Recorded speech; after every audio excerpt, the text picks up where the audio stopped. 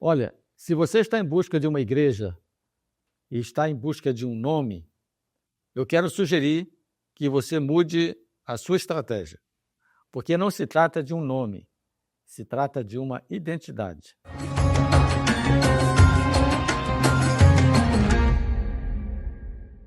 Olá, seja bem-vindo a mais um estudo da Bíblia ao Ponto. Estamos continuando o tema da Igreja Verdadeira e, neste dia, a segunda parte desse estudo. Lembrando que na última semana nós estivemos estudando sobre essas características de uma igreja. Deus tem um povo, nós já sabemos disso. Nós aprendemos que tem um povo. Lá em 1 João 2, verso 9, está bem claramente definido. Aprendemos também sobre algumas recomendações para você encontrar a igreja. Examine as Escrituras, siga Jesus. Se ele é a nossa referência, eu acho muito seguro você procurar saber o que Jesus fez, por onde ele andou. E se você está pensando que ele não teve igreja, você está certinho. Ele não teve igreja, mas ele formou uma igreja. Ele estabeleceu a igreja. E ele marcou claramente na sua palavra a identidade dessa igreja, que é o que nós vamos aprender hoje. Outra coisa importante que você aprendeu semana passada é aquela pergunta crucialmente importante. Por que me chamais Senhor, Senhor, e não fazeis o que vos mando? A expectativa de Deus em relação a nós é que, se ao chamá-lo de Senhor, nós possamos obedecê-lo. E essa veia, esse fio de ouro chamado obediência, ela permeia todos os versos que eu apresentei na da semana passada, a lição número 4, a primeira parte. E eu quero sugerir que, se você está entrando no canal agora, para acompanhar esse estudo, não assista esse vídeo até que você tenha visto o anterior, porque o vídeo de hoje é uma continuação do tema da semana passada. Então é importante que você se contextualize. Por isso, a minha fala rapidamente aqui na revisão temática do tema que eu apresentei na última semana. Lembre-se, se você chama Jesus de Senhor, tem que obedecer. Aprendemos sobre os dois fundamentos. É aquele que edifica sobre a rocha, é aquele que pratica, que ouve e pratica. Novamente, a ênfase na obediência. Aprendemos sobre os salvos e perdidos. Nem todo aquele que diz Senhor, Senhor entrará no reino dos céus, mas aquele que faz a vontade do meu Pai. Novamente, o fio de ouro, obediência. Preste atenção, porque se você tira esse fio de ouro, você perdeu a referência. Todos esses textos, e os que eu vou apresentar hoje, eles estão ligados a um conceito de obediência, que envolve fidelidade, que envolve uma aliança, um compromisso. A igreja de Deus, aqui na terra, tem um compromisso com a verdade. Aprendemos sobre as duas famílias, lembra? Aquela biológica, que estava lá fora querendo ver Jesus, e a de dentro, que ele apresentou. Ali ele estava apresentando a sua família espiritual, e não é todo mundo. Ele falava a multidão, mas apresentou a família espiritual, os discípulos. E aprendemos que os discípulos são aqueles que seguem a Jesus, são aqueles que amam o próximo, e dentro desse movimento do discipulado, ali foi identificada a igreja cristã. Então nós ficamos nesse assunto, até semana passada, no momento em que a igreja cristã foi estabelecida, do ponto de vista identidade. Em Antioquia, pela primeira vez, os discípulos foram chamados de cristãos. Pronto. Aqui está a identidade básica da igreja de Deus. Cristãos. Agora, eles foram chamados de cristãos porque seguiam a Cristo. Então percebam, você é um cristão? Tá, mas você está seguindo quem? E se estamos seguindo a Cristo, por que estamos em igrejas diferentes? Foi essa a pergunta que eu fiz naquele testemunho que eu dei na última lição. Não é só uma questão de ser filho do mesmo Deus, de ser filho do mesmo Pai. Somos toda a mesma família. Não somos, não. Faz parte da família de Deus quem obedece. Nós aprendemos isso na semana passada em Mateus 12. Não é questão de você, eu também sou filho de Deus. Sim, o bêbado lá fora vai dizer a mesma coisa, que ele é filho de Deus. Para Deus, filho é quem obedece. Então, se você quer fazer parte da família de Deus, esteja disposto a obedecer. Entenderam? Agora vamos orar. Pai de amor, nós vamos retomar o estudo sobre a Igreja Verdadeira, nessa segunda parte do estudo. E mais uma vez eu peço sabedoria dos altos céus e a iluminação do Espírito Santo, para que tudo aquilo que aqui for falado, for dito, for apresentado na Tua palavra, seja, de alguma forma, Senhor, no coração e na mente de quem ouve, uma impressão positiva do Espírito Santo na sua vida. Nós oramos em nome de Jesus. Amém. Vamos lá. o tema de hoje não se trata de um nome, mas de uma identidade. Então, vamos para um texto de Efésios 2. Abra sua Bíblia aí. Efésios, capítulo 2. Está com a Bíblia aí? Tem um papel, uma caneta? É bom você ter esses recursos em mãos, porque você vai anotando. Se eu falar muito rápido e o vídeo for rápido demais para você, dê uma pausa e está tudo certo. Você anota o que precisar. Olha o que é que diz Efésios 2, 19 a 22. Diz assim: assim, já não sois estrangeiros e peregrinos, mas concidadãos dos santos, e sois da família de Deus, edificados sobre o fundamento dos apóstolos e profetas, sendo ele mesmo, Cristo Jesus, a pedra angular, no qual todo edifício bem ajustado cresce para santuário dedicado ao Senhor, no qual também vós, juntamente, estáis sendo edificados para a habitação de Deus no Espírito. Olha que coisa interessante. São informações importantes que, no ponto a ponto da Bíblia, você vai pegando a verdade crucial. Primeiro, fala de já não sois estrangeiros. Se eu não sou estrangeiro, o que é que sobra? Sois concidadão dos santos, sois da família de Deus. Percebo que a Bíblia sempre trabalha com apenas duas possibilidades: joio e trigo, ovelha e cabrito, caminho estreito, caminho largo, edificada sobre a rocha, edificada sobre a areia. Sempre a ideia dessa apenas duas possibilidades, certo e errado, verdadeiro e falso. Não há uma terceira possibilidade, você precisa estar enquadrado em alguma delas. Você hoje é um estrangeiro ou você faz parte da família de Deus? Você hoje é apenas a família biológica de Deus ou você faz parte do discipulado de Deus? Então, esse ping-pong é importante que você se defina em relação a de que lado você está. E não é uma definição nas escuras. Cristo já apresentou na sua palavra quem são os salvos e quem são os perdidos. E você já sabe a identidade deles. Então vamos lá. Já não sois estrangeiros, mas concidadãos dos santos. Então, os concidadãos dos santos, esses que são da família de Deus, eles são edificados sobre o fundamento dos apóstolos e profetas. Em outras palavras, a igreja verdadeira de Deus, ela tem o seu fundamento em Cristo. E duas colunas, vamos assim dizer, duas colunas bem definidas, Antigo e Novo Testamento, apóstolos e profetas. Profetas e apóstolos, para ser justo aqui na sequência, Antigo, profeta, Novo Testamento, apóstolos. Então, essas colunas, elas dão sustentação a uma igreja fundamentada em Cristo.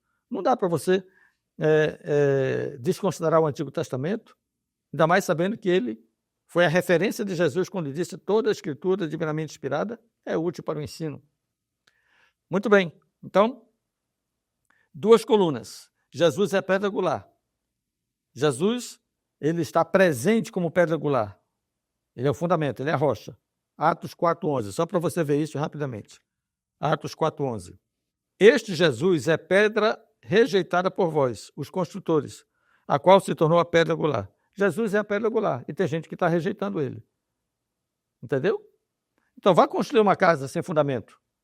Ela pode ficar em pé até a hora da chuva. Muito bem, vamos para o segundo texto. Dois grupos de cristãos. Esse texto aqui é muito importante. Tiago 1, 22 a 25. Abra sua Bíblia aí. Tiago, capítulo 1, versos 22 a 25. Esse texto é muito importante. Acompanhe aí na tela. Diz assim: tornai-vos, pois, praticantes da palavra e não somente ouvintes, enganando-vos a vós mesmos. Veja, novamente ênfase na prática da palavra. O cristão, ele não fala da palavra, ele vive a palavra. Ele não apenas fala, o cristão também vive a palavra. Pode ter muito falastrão falando da palavra, mas Deus precisa de cristão vivendo a palavra. Essa é a experiência do verdadeiro cristão. Então, olha só, tornai-vos, pois, praticantes da palavra e não somente ouvintes. Ouvir Jesus todo mundo quer. Agora, fazer o que ele fez, só isso que define o cristão. Então, tem cristão verdadeiro e tem cristão falso. Cristão que fala de Jesus, mas não faz o que ele fez. E tem cristão que fala de Jesus e faz o que ele fez. Encontre. Está no meio dos cristãos. Você pode ser um deles. Só escolha quem você está seguindo. Se é apenas a sua ideia, a sua opinião, ou se você está seguindo a Cristo. Porque se alguém é ouvinte da palavra e não praticante, assemelha-se ao homem que contempla no espelho o seu rosto natural. Pois a si mesmo se contempla e se retira, e para logo se esquece de como era a sua aparência. Você entendeu? O ouvinte negligente, aquele que só ouve, ele é como um homem que se olha no espelho. Ele só consegue ver a si mesmo. Não consegue ver outra coisa. E logo ele se esquece. A prática da vida cristã nos coloca num outro patamar de relacionamento. Mas aquele que considera, verso 25, aquele que considera atentamente na lei perfeita, lei da liberdade, e nela persevera, não sendo ouvinte negligente, mas operoso praticante, esse será bem-aventurado no que realizar. Olha, bem aqui a gente começa a amarrar o fio de ouro, que até então eu estava passando texto por texto, passando nesses textos. Agora ele amarra, porque esse tempo todo nós ouvimos de textos falando da necessidade de obedecer, obedecer, obedecer, obedecer. Mas obedecer o quê? E agora o texto bíblico de Tiago 1:25 diz exatamente o que devemos ser obedientes, a quem devemos ser obedientes. No que devemos ser praticantes? Praticantes da lei perfeita. Que lei é essa? Não sei. Nesse momento eu não sei. Eu sei que ela é perfeita. É lei da liberdade. Que lei é essa? Ainda não sei. Mas eu sei que ela não aprisiona. Ela é lei da liberdade. E é nessa lei perfeita, lei da liberdade, que nós devemos perseverar. Não como ouvinte negligente, olha a ênfase, mas como operoso praticante. O texto de Tiago 1:25, ele é muito forte. Ele fala, considerar, já é prestar atenção. Atentamente é você concentrar-se mais ainda. Então, preste atenção e se concentre na lei perfeita, na lei da liberdade. E nela persevera. Não sendo ouvinte negligente, mas operoso praticante. Olha, esse tempo todo nós estamos falando de prática. E agora a Bíblia esclarece. Prática do quê? Da lei. E que lei é essa? Não sei, ainda não li. É a lei perfeita, é a informação que eu tenho. É a lei da liberdade. Ok? Agora, como é que eu sei que lei é essa? Vamos avançar então no estudo. Capítulo 2 de Tiago, versos 8 a 12, ok? 2, 8 a 12, vamos lá. Se vós, contudo, observais a lei régia, segundo a Escritura, vamos lá. Lei perfeita, lei da liberdade e agora lei régia. 3 características dessa lei. Ainda não sabemos que lei é essa, mas está dizendo o seguinte, que ela é perfeita, ela é da liberdade e ela é a lei do reino. Então, se ela é a lei do reino, ela é o que comanda a diretriz. Aqui no país, no Brasil, nós não temos lei, nós temos Constituição. Aqui não é uma monarquia, é uma república. Mas numa monarquia nós temos a lei régia. Então, essa lei régia é a lei de um reino. Então, não se trata de uma Constituição. E se nós queremos que Deus estabeleceu um reino e vai estabelecer um reino aqui na Terra, esse reino terá uma lei. Que lei é essa? Por enquanto eu não sei, mas vamos lá. Se vós, contudo, observais a lei régia, segundo a Escritura, amarás o teu próximo como a ti mesmo, fazeis bem. Se todavia fazeis acepção de pessoas, cometeis pecado, sendo arguidos pela lei como transgressores. Pois qualquer que guarda toda a lei, mas tropeça em um só ponto, se torna culpado de todos. Vou dar uma parada bem aqui, dê uma olhada para cá. Olha só. Essa lei é tão importante que ela é chamada de lei perfeita, de lei da liberdade e lei régia, lei de um reino. Tudo que está nela é tão importante que quem tropeça em um só ponto é como se tivesse tropeçado em qualquer outro, se torna culpado de todos. O que é que esse texto está ensinando? Que tudo nessa lei tem validade. Você precisa entender o que está lendo. Se eu tropeçar em um ponto, eu me torno transgressor dessa lei, e se eu tropeçar em outro, também me torno transgressor, então, o que está sendo dito no texto? Que tudo que está nessa lei é tão importante que não importa em qual delas você tropece, você se torna culpado. Verso 11, capítulo 2 de Tiago. Porquanto, aquele que disse, não adulterarás, também ordenou, não matarás. Ora, se não adulteras, porém matas, vens a ser transgressor da lei. E agora eu faço uma pergunta para você. Você precisa responder, tá? Que lei é essa? Onde é que está escrito não matarás? Onde está escrito não adulterarás? É na lei dos 10 mandamentos. Aí você pode estar pensando, mas só falou de 2. E precisa falar dos 10? Se eu tropeço num só ponto, eu me torno culpado de todos? A Bíblia já falou mais do que 1. Falou em 2. Não precisaria falar os 10 aqui, porque o valor dos 10 está intrínseco no texto. A ideia do texto de capítulo 2, verso 10, está intrínseca a ideia de que tudo nessa lei é importante, tanto faz você tropeçar em um ou outro que se torna culpado.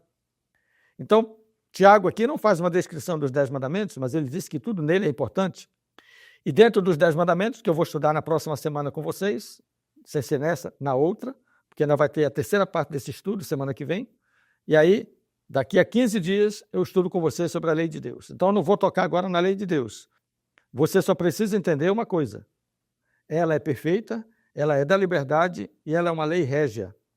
E tudo que está nela é importante, a ponto de que, se você tropeça em um só ponto, você se torna culpado de todos. A Bíblia já identificou que lei é essa.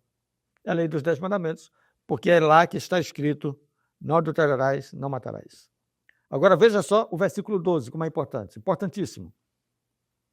Falai de tal maneira, e de tal maneira procedei, como aqueles que hão de ser julgados pela lei da liberdade. Olha só, a Bíblia identifica os 10 mandamentos como a lei da liberdade. E tem mais uma coisa, está dizendo que seremos julgados por essa lei. E quando é que nós seremos julgados? Eu não sei, eu só sei que é no futuro. O texto diz, como aqueles que hão de ser julgados. É futuro, não é passado e nem é presente. Então preste atenção, se Deus vai usar a lei da liberdade, a lei perfeita, os 10 mandamentos, para julgar no futuro alguém, como é que ela perdeu o valor? Seria justo Deus julgar seres humanos com uma lei que já caducou, por uma lei que não vale mais? Isso seria justiça? Isso seria justo? Aqui nós temos um texto que afirma a validade da lei no futuro. Ela será a base para o juízo futuro, como aqueles que hão de ser julgados pela lei da liberdade. Tranquilo? Muito bem, então vamos avançar aqui. Vou fazer uma pergunta para você. Presta atenção. Você ama a Deus? Responda. Eu não vou ver sua resposta, tá? Eu só preciso de que você responda. Você ama a Deus?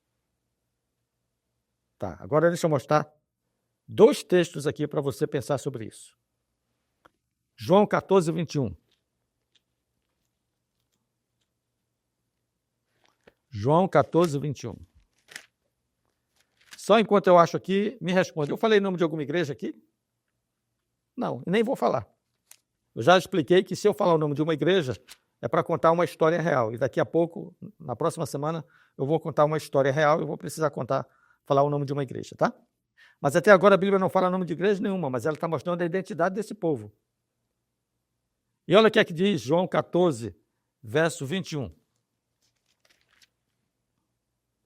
Aquele que tem os meus mandamentos e os guarda, esse é o que me ama. Você acredita na palavra de Deus como sendo a verdade? Então, amigo, por favor, se dispa agora de qualquer preconceito religioso. 10 mandamentos não é coisa de igreja. 10 mandamentos é coisa de quem ama a Deus, é identidade, não é nome, é identidade. Você ama a Deus? Então você precisa guardar os mandamentos. Aquele que tem os meus mandamentos e os guarda, uma coisa é você ter os mandamentos, uma coisa é você ouvir, outra coisa é você praticar. E os guarda, esse é o que me ama. Prestou atenção? Veja, se você faz uma pergunta em qualquer congregação religiosa sobre vocês amam a Deus, eu não tenho dúvida, todo mundo levanta a mão dizendo. Porque esse conceito de amar a Deus, ele às vezes é muito irresponsável. Tem a ver apenas com um sentimento, com uma apreciação. Mas para Deus o conceito de amor não está ligado em você levantar a mão dizendo que ama. Está ligado em você se submeter-se a Ele, em obedecer à sua vontade. É diferente. Se você me ama, guarda meus mandamentos. É diferente.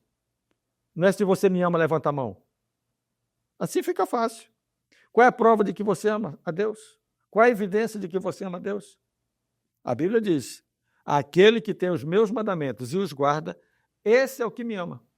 E aquele que me ama será amado por meu Pai, e preste atenção agora, e eu também o amarei e me manifestarei a ele. Eu vou falar desse tema aqui na próxima semana. Manifestarei a ele. Preste atenção. Deus afirma que se nós o amamos, nós guardamos os seus mandamentos. Agora, quando nós amamos os seus mandamentos, nós somos amados por Deus e pelo Filho. E olha a informação importante. E eu, disse Jesus, também o amarei e me manifestarei a ele. Preste atenção nessa informação que ela é importante. Olhe para cá. Jesus se manifesta para pessoas que o amam. E quem o ama, obedece os seus mandamentos. Guarde isso aí. Tem muita gente recebendo a manifestação de Deus na sua vida, ou dizendo ter recebido. Olha, o estudo da semana que vem, ele é um estudo que você não pode faltar. Ele é um estudo muito firme na palavra de Deus. Ponto a ponto. Cuidado, você que fica dizendo que ama Deus, ele não está disposto a fazer o que ele pede. E cuidado com aqueles que dizem que fazem as coisas porque Deus está com ele, você não está guardando os mandamentos. A manifestação de Deus na vida de um crente é resultado dele estar ligado em amor.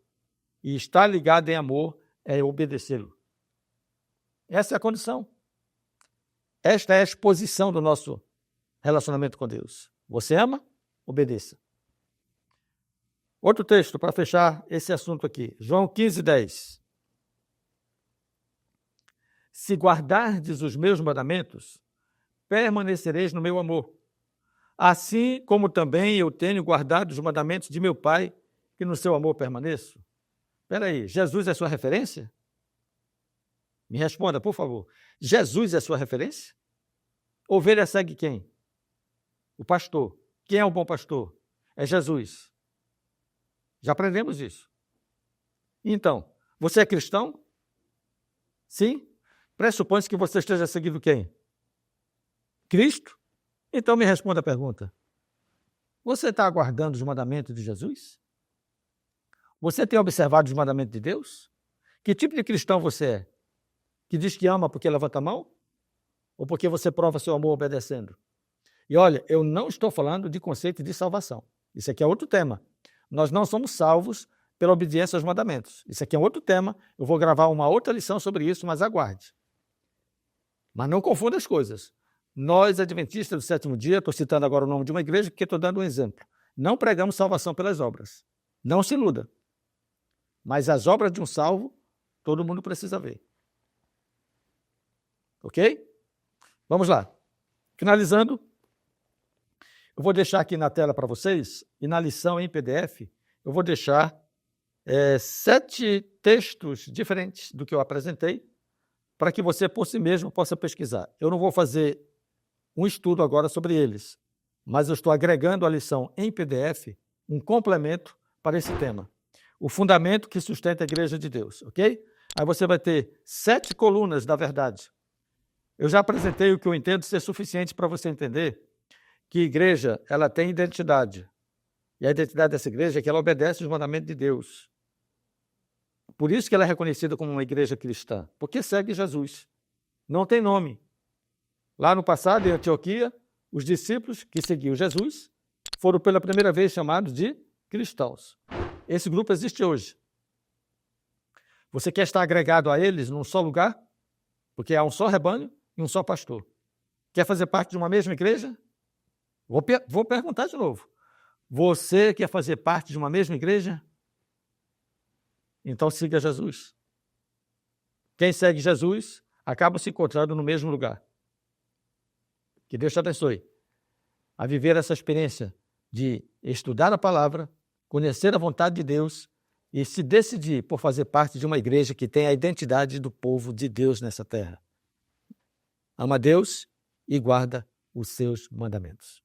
Eu quero orar com você. Pai de amor, confirma no coração desse ouvinte, desse aluno da tua palavra, esta verdade preciosa. Que ele, ao assistir esse vídeo novamente, reler os textos, ele possa ter a impressão do Espírito Santo na sua vida, o convencendo a respeito dessa identidade importante que a tua igreja tem nesta terra.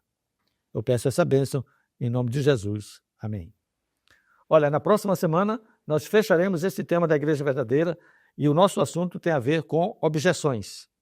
Esse é um tema que desperta muitos questionamentos. Eu vou apresentar alguns questionamentos que pessoas com as quais eu estudei fizeram a respeito desse tema. E eu convido você a nos encontrarmos na próxima semana, próximo sábado, neste canal, às 14 horas. Um abraço e até lá.